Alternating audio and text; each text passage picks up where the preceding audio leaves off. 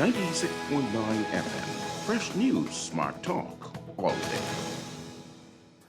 The views and opinions of the hosts and guests are their own and do not necessarily reflect the position of the management and staff of Guardian Network.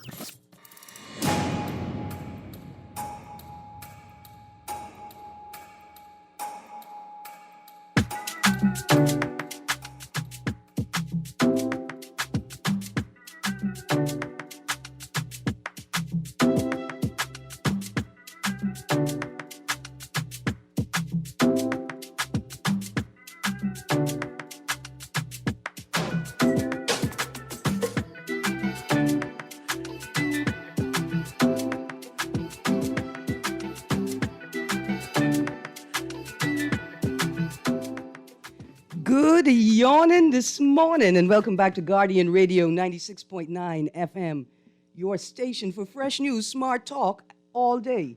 It is Monday, the 1st of November, 2021, and you're on the clock with Erin, Greene. And I got a little frog in my throat. I'm a little hoarse from all that Halloween shenanigans that I didn't take part in because none of y'all little children called me to tell me where all the fancy parties and free candy was this year.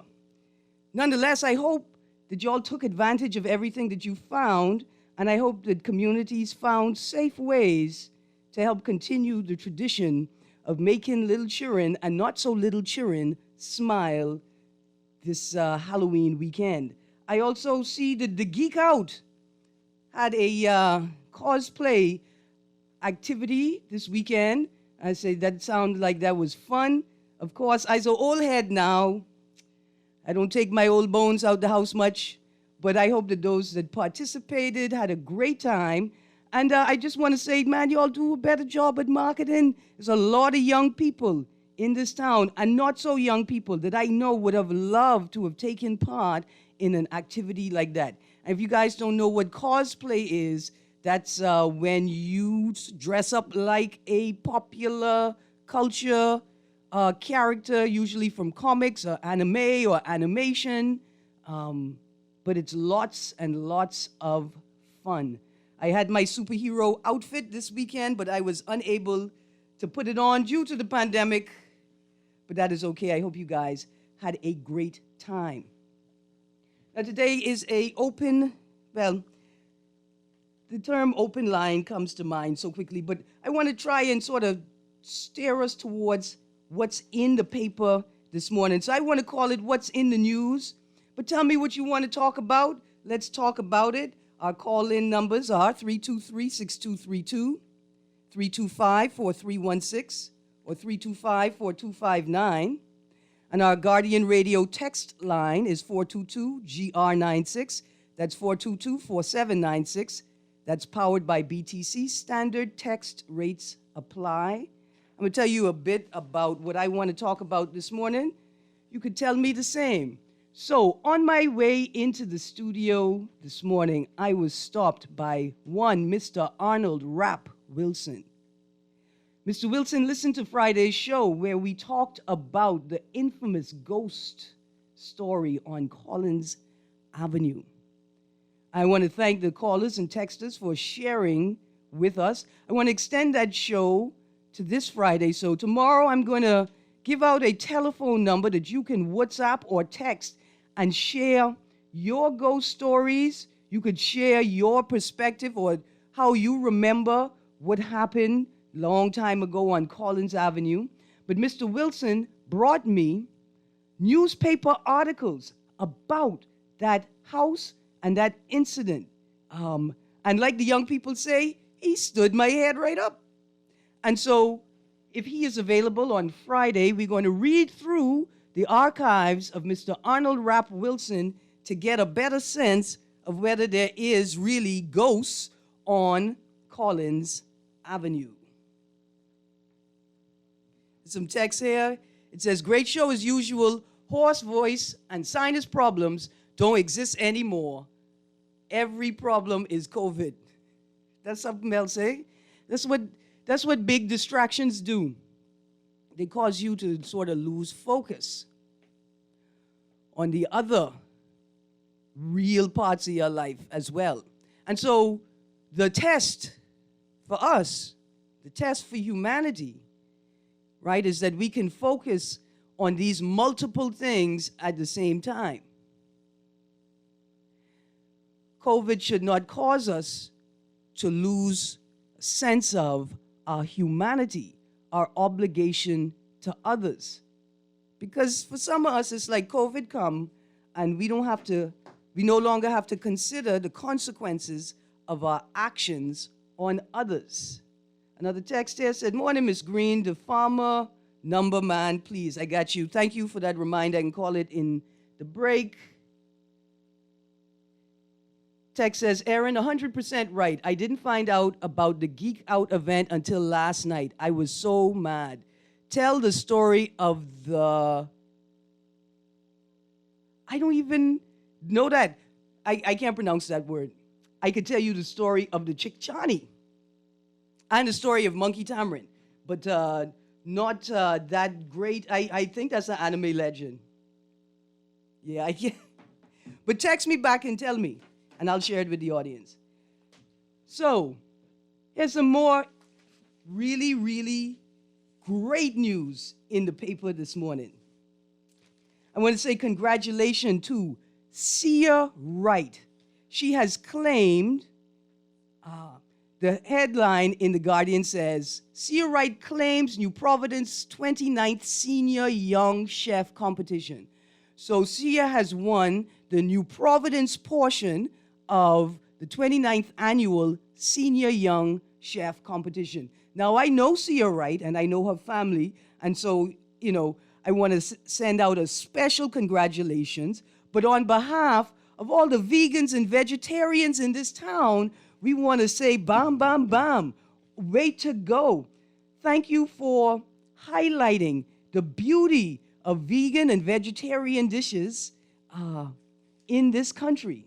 Sia Wright's vegan dishes earned her the top spot in this year's recent New Providence District round of the Bahamas Young Chef Culinary Senior Competition. The 11th grade student at a Kefren International Academy, who aspires to become a marine biologist and study mammals, entered the competition to challenge her creativity in the kitchen. The contest, sponsored by the Ministry of Education, Mahatma Rice and Robin Hood Flour, challenged the students to use any of the rice and flour products to prepare a dish and dessert based on the theme Bahamian Culinary Resilience, going back to our roots, which I find very interesting, to use rice and flour to go back to our roots. This is fantastic. Kingsway Academy student Shandon Bain was second in the competition. Bahamas Academy student Alicia Dixon was third. And the top 3 students move into the national round to compete against their counterparts in the Family Islands. Now, let me tell you why this story is so important. Not just because there are hundreds of hungry vegans always looking for something to munch on, not just because we are encouraging at a national level Bahamians to consider not just how they purchase food, but also how they consume food, right? We are encouraging people to consider healthier food options. But let me tell you a story about tourism in the Bahamas. In 2011, my business partner and I participated in the 2011, I think it was, Caribbean HIV conference. And while there, we met a group who were not just participating, but presenting at the event and hosting workshops. We met this group of vegans from St. Croix. More than just idle eaters, they were strict vegans. And we met them at 2 days before the end of the conference. And in talking to them, we realized that they had not had a solid, decent vegan meal in the 4 to 5 days they had been in the Bahamas. And they were staying at the world-class Atlantis Hotel. And we couldn't figure it out. So our company committed to cooking them 2.5 days worth of catered meals for the rest of their stay. And we can't even cook good. But just the effort and the variety of flavors that we brought to the table, these boy them invite us to come live in St. Croix, man. It's like, come on down, we got space for you. But that's just, our food was just juxtaposed to the lack of options available. A couple of years before that, we hosted a dine-in event for a company like a sampler. And a friend bought a friend who was couch surfing. This guy travels all around the world. And when he came to the event, we had a buffet style, pick up your food in the kitchen and then go sit on the porch. Well, 45 minutes after we all sat, we noticed that he was nowhere to be found. Where was he? He was sitting in the kitchen next to the food. And so when I said to him, I said, man, Otto, what's going on, man? You could come sit outside, hang outside. You could always come back in for another plate. Otto said, listen, I've been here for a week and a half, and the only thing I've eaten is peas and rice, iceberg lettuce and sliced tomato, and plantain. He said, I hope you don't think I'm being rude, but I'm sitting right here with this food, and I'm eating till I can't eat no more. See, I'm not saying that my food is the best vegan food in the country, because Sia Wright looked like she's trying to claim it all. But what I'm saying is juxtaposed to the lack of options available. My kitchen tasted like heaven that night, and for that group of people from St. Croix. So when the chef from Atlantis gives Sia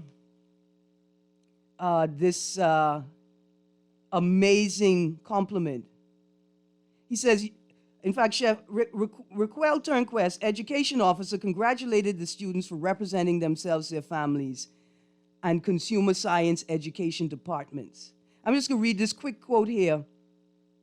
But she says, you are the brightest and the best of what we have. Continue with your studies. When you put in the time, you will get your reward. The whole idea behind this competition is to have a village type of concept around the knowledge, skills, and attitudes that our young chefs need to have. Industry, home, and school all working together to produce young chefs. Look here, big up Sia, big up all the students in that competition. Got a caller on the line. Let's go to that caller. Caller, you on the clock. Pleasant. Good morning, Miss Greene. Good morning, Sparky. How you do? Right here. I just had to rush it out. I did. I had to touch base with you early this morning. I just wanted to compliment a gentleman down in Pride Estate. We know him as Mr. Lynx Mins. He's one of those guys that's always out in the front trying to do things for the neighborhood. He has this bus in the back there that at any time, any event happening on holidays, weekends, he would occupy his bus with all the kids in the neighborhood and take them to the beaches or take them on the park.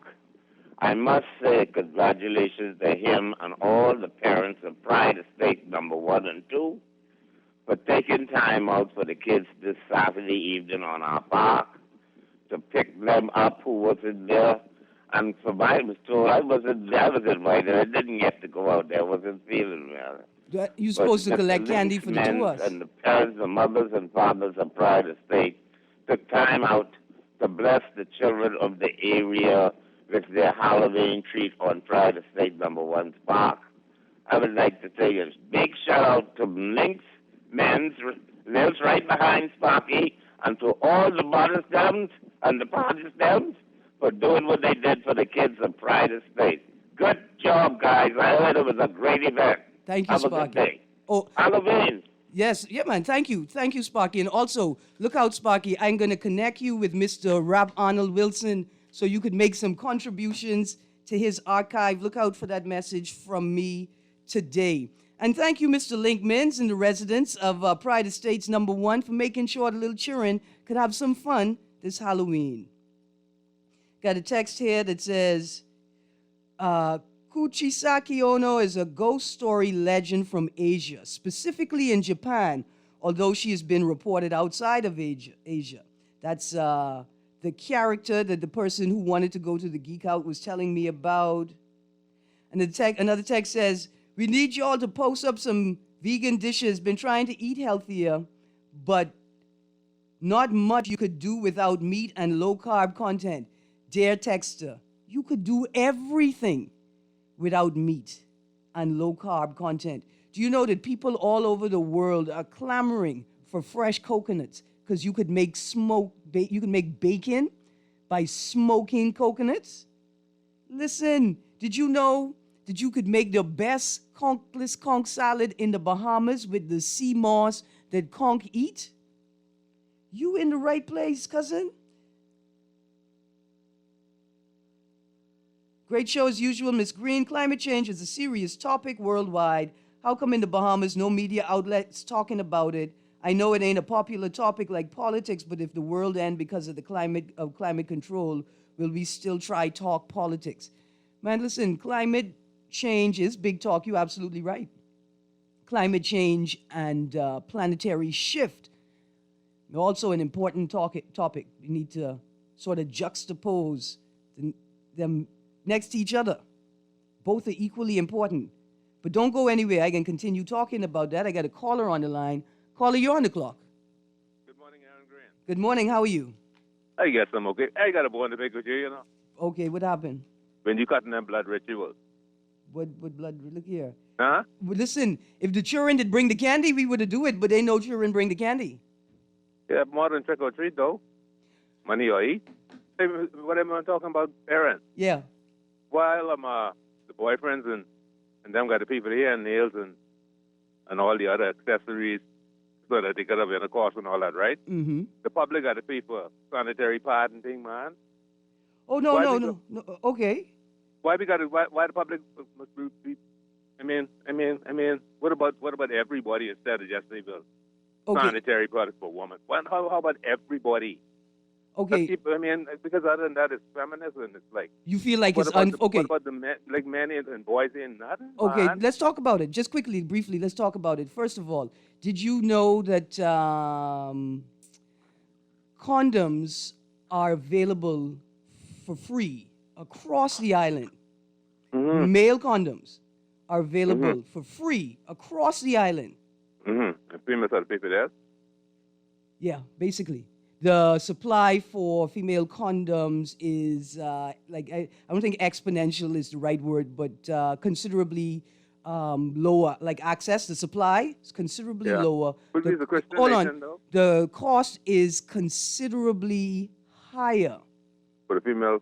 Even though both people engage in intercourse, people require protection, but that's not really it. Here's what it is, right? Your population is roughly over 50%, 51, 52% women. These women, through no cause of their own, but because they were born women, issue blood regularly.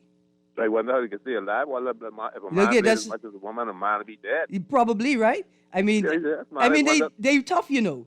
But they Aaron. ain't womb tough. You see what I'm saying? Hey, Aaron. I say, but it got to be demonic because, if you're bleeding, they say three things here: bleeding, breathing, and broken bones when you go to the emergency room. Wow. But it's urgent when it comes how could to it bleeding. be? How could it be demonic? How could it be demonic that women naturally bleed once a month?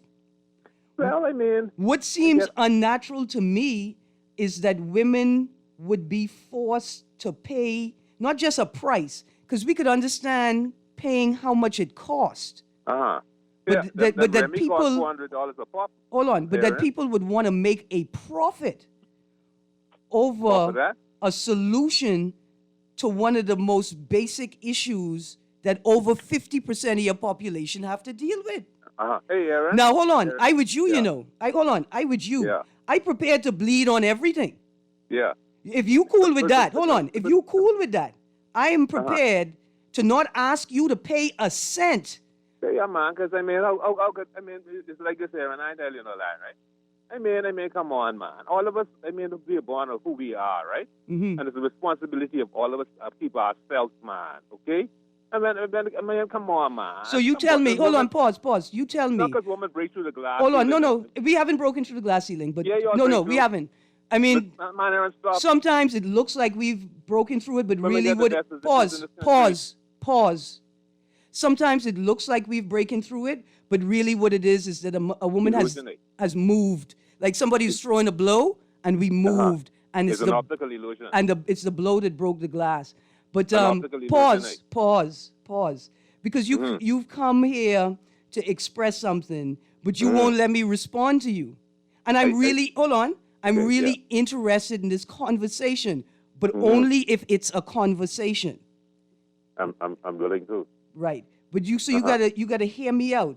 Because Okay, I'm listening. because to some people, what you're suggesting sounds ridiculous. Come on, Erin, come on. What you mean ridiculous? It sounds ridiculous. Erin. Yeah. Woman got their boyfriend. So the 11-year-old girl. What about, hold Erin, on. What about the 11-year-old girl? The 11-year-old girl need to learn from her mother. Her mother teaching her nail, hair, bleach and glow, them crow blinkers, and all the other accessories and things like they important. They are not important. Women got it wrong. What is important is, what you talking about, buy your sanitary products before you buy your hair, your nail, your wig, and then putting your problem on mine talking about they got to pay for this and pay for that because you must see want me go around stinky. That's woman to say. Run into enough of that. So you telling me, hold on, pause. Listen, hold on, pause. Women are being very responsible, but... Well, if they're being responsible, you shouldn't be advocating for no feminine hygiene products. They should know what they need. They walking around and that's right. And they should be able to, hold on, pause. I can pause you permanently now. Because you seem very upset at women. You seem extremely... Erin. No, pause. You forget the part where I say permanently pausing you now. I just ain't hit the button yet.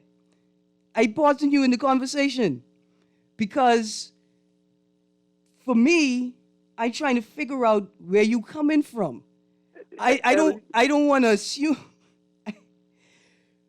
Are you suggesting that the 11-year-old girl that sees her period has a mother until she's 18? Yes, right. What about her father? A father there, a mother want the father around. Normally, a mother so don't pause. want Pause. There's nothing. Pause. Hey, Erin. Normally, a mother don't want the I gotta ask my producer to permanently pause you now. Pausing for me, Kermit. Thank you.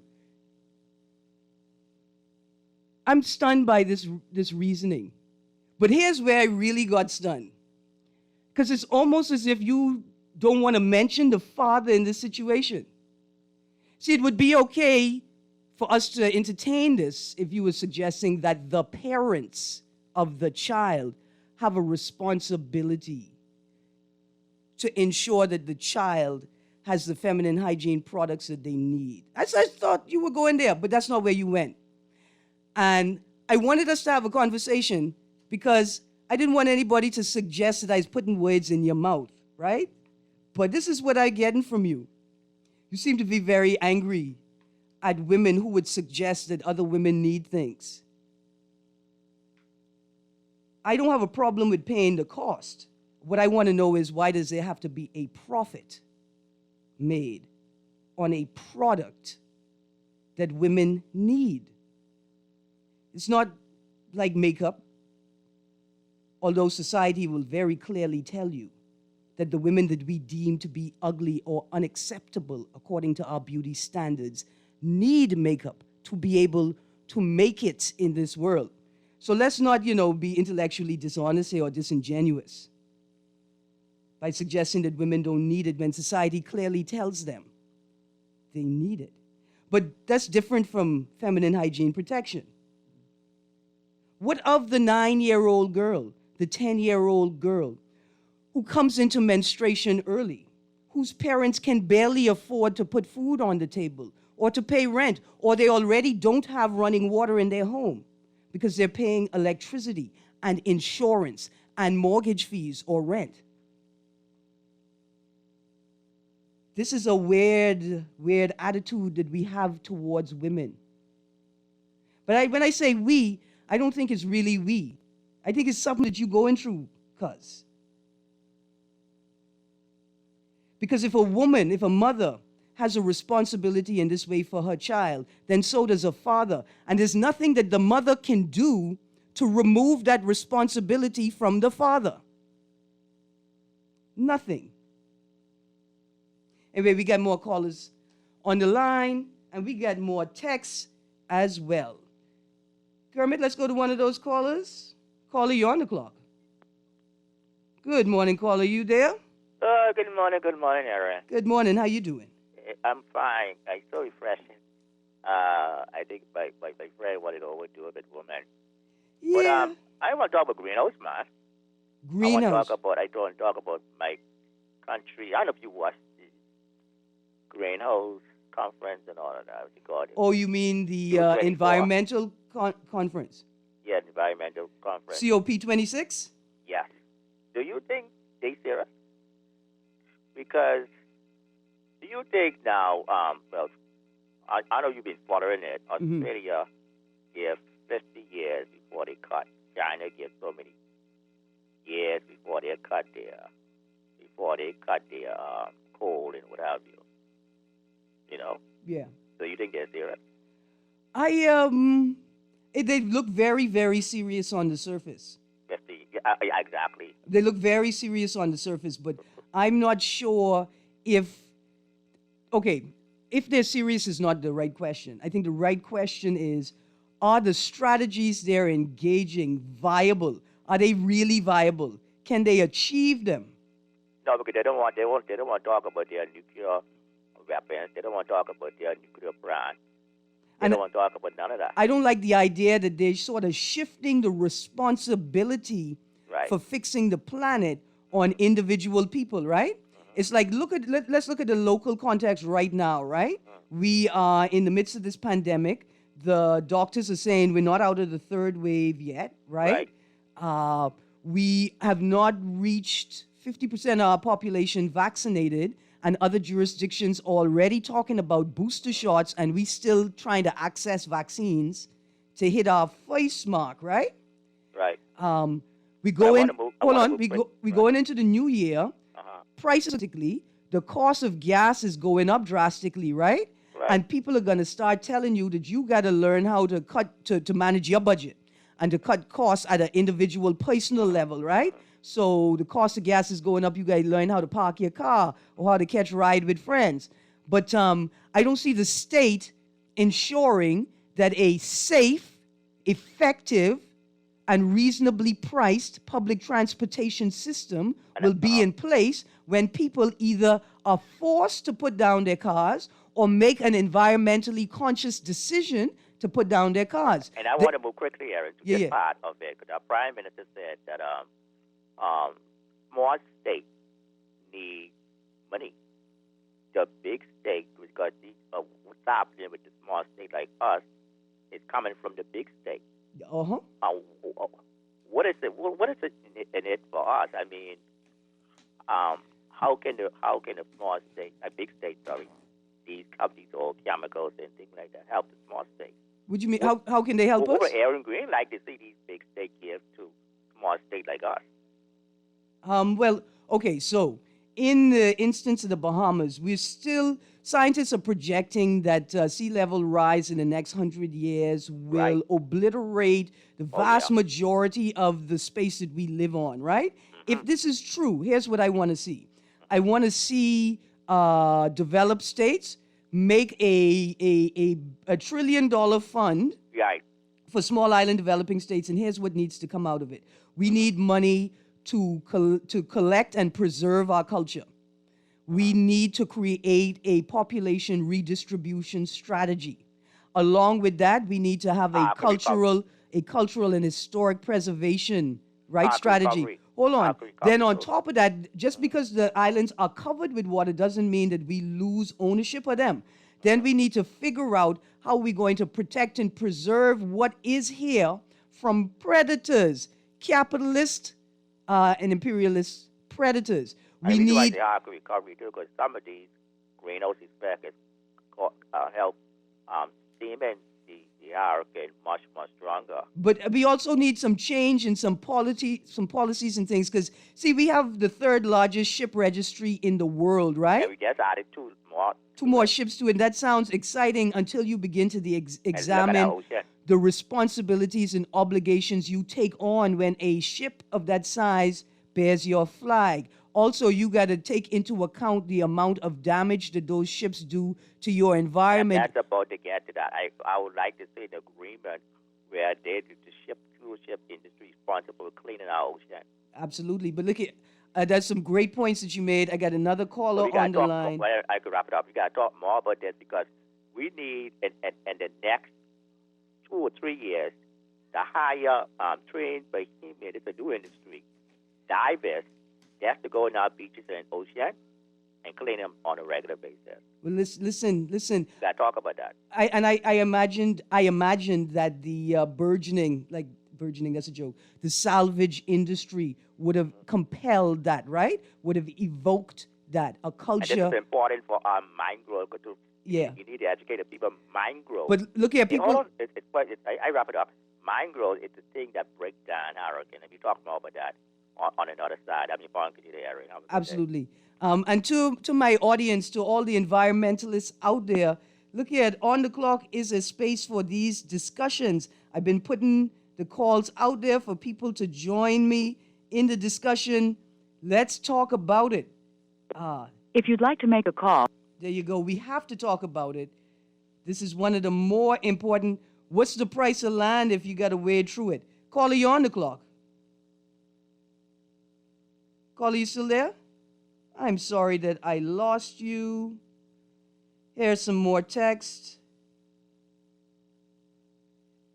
Great show as usual. I want to see someone make a healthy guava duff. Well, I think Messiah Wright was right on that case. They're out there. And you should start experimenting. You'll be surprised what you could make in your own kitchen. Another text, great show as usual. This is the Bahamas. Condoms are free because we don't use them. Our motto is condoms are for cowards. AIDS does not exist in the Bahamas. And Nassau is not a real place. Another text, great show as usual. We need to put down our car because we can't drive and also too much pollution. I see I got a caller on the line. Caller, you're on the clock. Hey, Greene. Hey, good Greene. morning. How you doing, man? Good. Let me see if I can ask a simple question, man. I'm farmer, man. You want me all weekend anything. I was preparing my yard, and you were supposed to give me that number from last week, Friday. Look here, okay. I got to get that number, man. Tell me something while I pulling it up. Go right ahead.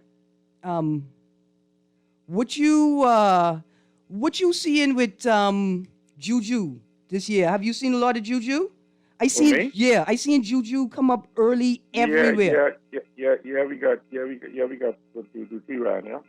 All right, are you ready, Mr. Yeah. Mr. Phil Davis Jr.'s contact number for the Farming Club is 426-8037. 426 8037. 227 3. 37. Yes, Okay. and you can call him about all your farming needs. I'm aiming to have him back on this week so we can get back into the conversation about how to prepare your winter garden. Yeah, he sounds very, very, very knowledgeable. That's the type of person that I need to converse with. But sometimes some of these fellas with these questions with this, calling you, I don't know what planet is coming off. You know what I mean? Yeah. You figure it out. All right, thanks. Yeah, man. Absolutely. Right. And I think these agricultural shows are going to be important to give people a greater sense of confidence as we move into this new year with concerns about the global food supply chain. And while that supply chain issue may not if you'd like to make a be a big problem for non-perishable items, you know, we have the capacity to stock up on our local supply of fruit and veg, and we should do this. I got a text here. Erin, this man is chauvinist. You would swear think he didn't come from a woman. I feel sorry for his wife and daughters if he has one. He obviously hates women and wasn't breastfed as a child. Cut him off. Texter, thank you. I didn't want to cut him off because I'm a women's rights advocate and people already think I have no tolerance. Right? That's what I'm concerned about. People think I have no tolerance for ideas in that space that I don't agree with or they think I don't agree with. And tolerance is a heavy word, right? And so I don't have a problem with him putting those ideas out there because I can respond to them. But I think it's important for other people to hear what their fellow citizens are thinking and feeling and to respond to them because sometimes they need to hear other people say it. Another text says, why would the person selling those things not need to make a profit? Okay, see, there are lots of things that we can make a profit off of. Lots of things. Why would you want to make a profit off of such a basic and fundamental need? Right? That's what I'm saying. Why do you can make profit on all kinds of things, but like diapers, feminine hygiene protection, and adult diapers for men and women, right? Why would you feel the need to make a profit on these? If anything should be state subsidized, that should be state subsidized. And why? Okay, let's stop feeding the politicians 2 and 3 meats and use that money to subsidize these basic hygiene and feminine hygiene protection needs. Another text here that says, you have to forgive the tuna tart man, Miss Greene. Thank you for that text. We always have to have space in our heart for forgiveness. This text says, hi, Erin, I'm a fan, and on Friday I was by Wendy's, and the Chickchani was in the back of me on the drive-through, and she would not wait. But I am sorry. I hope that Chickchani wasn't me. Because sometimes I'll be on a drive-through line and I'll change my whole mind. I could be on that line for 20 minutes, and trust me, once I hit that spot, I change in my whole mind and doing something else. In fact, I'm looking for a flight to Mars for my next meal. I'm so committed, I wouldn't even eat on Earth for the next 24 hours. Another text says, Miss Greene was driving in Fox Hill Friday. My car dropped in a pothole. Who is the MP for Fox Hill? Please fix it. The person says, is it Mr. Pinder? No, it's not Mr. Pinder, but we're not going to tell that joke right now. Caller, I come into you in a second. Give me 1 second. Ministry of Works, as you've noticed, we've had a change in the weather system. There's been a lot more water this time of year than expected, which means you got to send your pothole teams out. We also need to reconsider the policy of cold patching, because some of the roads have more cold patch in them than road. We want just road. Caller, you're on the clock. Hi, Erin. Hey, good morning. Thanks for taking my call. Absolutely. Speaking in regards to the gentleman, you had to pause. Yes. When I was a teenager, the minute I hit 13, my dad came and he asked, have you started your cycle? I was so embarrassed. But I said yes. And from that day until I got a job and I could supply my own needs, every month my dad bought me toiletries. Some months he would buy it in bulk. So for him to imply that it's just a mother's responsibility when she did not procreate by herself, I know he wasn't loved by his mother, nor was he breastfed, according to your text. He's out of line. How as a man, you feel comfortable leaving your young daughter vulnerable? Because a lot of young girls, they go out there and they find these boys because they can't get these things that they need at home. Yep. And that leaves them susceptible to predators.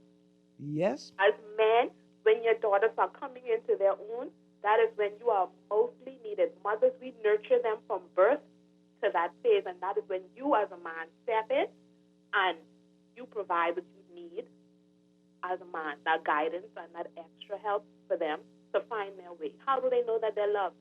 You are the first source of love. You are their first source of security. Thank you, Erin. Absolutely. Thank you. Thank you very much. And so that's why I didn't cut him, because maybe he needs to hear some other perspectives from other people.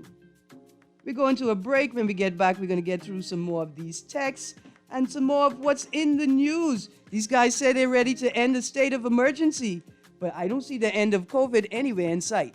Anyway, stay tuned to Guardian Radio 96.9 FM. We will be right back on the clock.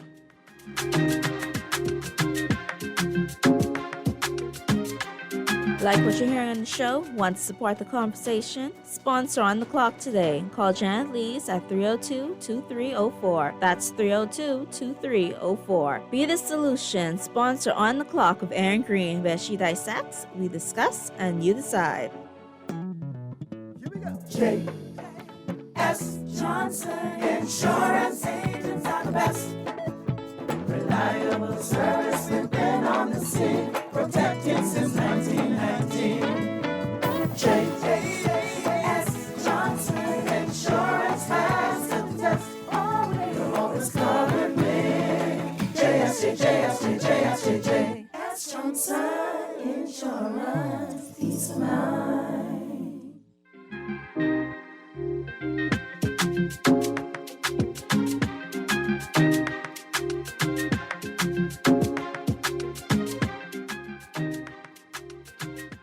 Good morning and welcome back to Guardian Radio 96.9 FM. You are on the clock with Erin Greene on this Monday, the 1st of November, 2021. Let me get right back to the text line. It says, great show. We can ask for VAT to be lowered, but the government raising the price on everything else.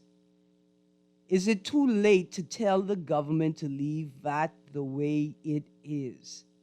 I think that's a question that lots of people are asking. Lots of people are not certain whether we should take the risk. I, for one, would like to see some modeling. I'd like to see some projections of what we can expect, and I'd like to see a clearer explanation on the expected impact on people living just above the poverty line, on the poverty line, and below the poverty line, and what detailed strategies have been put in place to deal with that.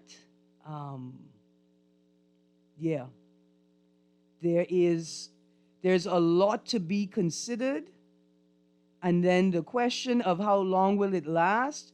I think some of us may have been more comfortable with, okay, let's try it for 1 year, look at the results, analyze them, and determine whether we're going to push it forward. Yeah. That's a question that I have. Should we keep it at 12% with exemptions, or should we push forward with the government's plan? I've got another text here that says, people are confusing profit and proper compensation for labor. Sanitary products have a cost worth from what it takes to produce. But I think when you, Ms. Greene, say for profit, you are talking about people adding to that to make money or having government subsidize the cost of production, right? So I'm not saying that people should take their own resources and just make feminine hygiene products for free and give them to women. What I'm saying is that the feminine hygiene products should only cost what they cost to get them, to produce them and get them to the consumer, right, to the store. That's it. No profit should be made on top of what it costs to make the product.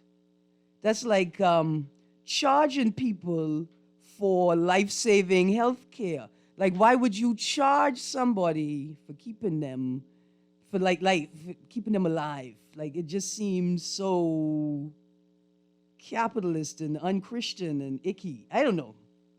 I could be honest. I grew up privileged, where I think that healthcare is a human right.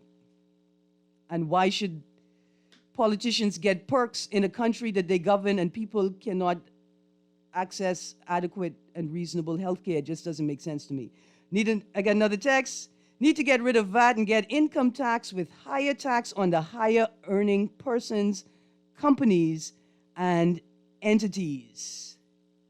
Yes, I kind of agree with that as well. Another text says, drop VAT to 10% and raise bread basket items to 2%. Still adds up to 12%. Now that sounds like PLP math, but I may like that.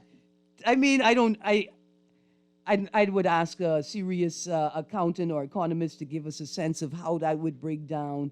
But I agree. Why not continue to drop VAT to 10%, but only raise the price on bread basket items slightly and take VAT off of feminine hygiene products entirely? Another text. says, I think we in the Bahamas need to take a break on having kids. Most of us can't take care of ourselves, much less a child or another human being. Cost of living is too high. Yeah, I mean, at first on the surface, that sounds cool, but then I think what we're doing is we are suggesting that the solution to the problem is people not having children, when the solution to the problem is people who have a legal or an ethical obligation to do something like provide good governance, ensure that systems work, right? Ensure that healthcare, education, housing, transportation, public safety, citizen security, to ensure that these systems work. Like maybe we should shift the blame on them, because when you say, you know, we having a difficulty taking care of our children because the cost of living is too high, I think of a 30-year energy crisis that has still not yet been resolved. It appears as if nobody is ever going to resolve it. We will never know why our electricity bill costs the same as our mortgage every month for decades. Like, that's the root of the problem, not people having children. Another text, I have a huge issue with VAT on most things, even though it shouldn't be here at all. But VAT being added to medications is an absolutely horrible idea. It's not just that. I mean, yeah, that is a horrible idea. There's another concerning thing. The question of the VAT reversal on residential homeowner premiums. And I tell you what, I always tell people, if you want to see something shift in your country, get the insurance company involved, convince them that it affects them. And then you will begin to see real shifts, real questions, real concerns in your country. But I saw today in the Tribune, headline on the bottom of the front fold, insurers anger at VAT move on homeowners. Now, I saw that headline in the... Did I see it in The Guardian? I thought I did, with a very strong word that I wasn't even sure I could read on air. But I think it's still in the Tribune business section. The insurance community is very, very concerned about this decision as well. They use a very strong word. But more importantly, I want them to explain for the layman what it is they mean. It's a very specific term that they use when they talk about hurricane liability. Right here it is. Insurers have warned the government it would be totally asinine to reintroduce VAT on residential homeowner premiums, given that this will create a multi-million-dollar hurricane liability for itself. Please explain that clearly for us.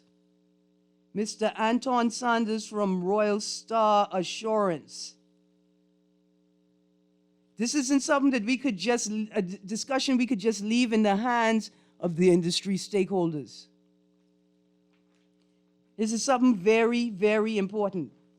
And while governments don't necessarily listen to its citizens, they definitely listen to the insurance industry. Another text, Ms. Greene, I hope you noticed the Bahamian people got swung by the PLP on the VAT reduction. To me, we are in a worse position than we were before. I hate the VAT on house insurance. The PLP is full of it. Well, dear Press Secretary, if ever there was time for a press briefing with an opportunity for a far clearer enunciation of the way forward on your VAT policies, now is the time. There's plenty things to talk about. You don't mind the people. This is something we want to talk about. In fact, we want to remind you that it's not just your decision alone to make on our behalf. Like our American brothers and sisters in the North, There will be no taxation without representation. And since you be mimicking all things American these days, it's important for the political class to remember that. One last text. Good morning, Miss Greene. Have you ever heard about dogs seeing ghosts or spirit as the reason why they are howling or making noise during the night? Have I ever heard about it? Man, I lived with some dogs used to see spirits all the time. All the time. See, I can bring back the science for you, right, on that. But a layman's explanation. Our human capacity for sight, right? We can only see a mere fraction of what exists around us. That's the limited capacity of our vision, our eyesight. So there are tons of things that exist that we can't see, but we know they're there.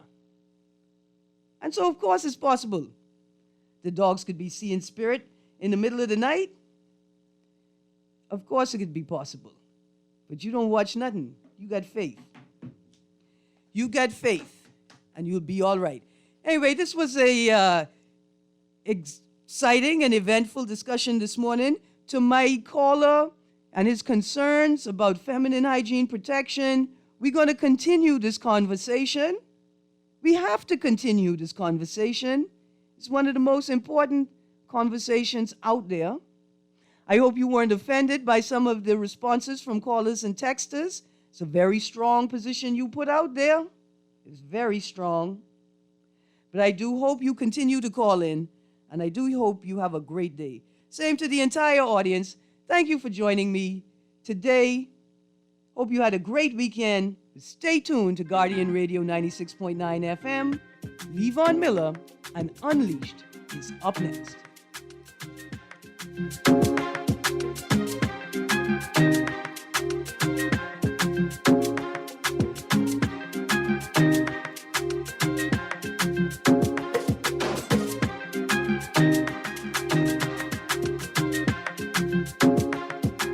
This is 96.9 FM, Nassau, Bahamas.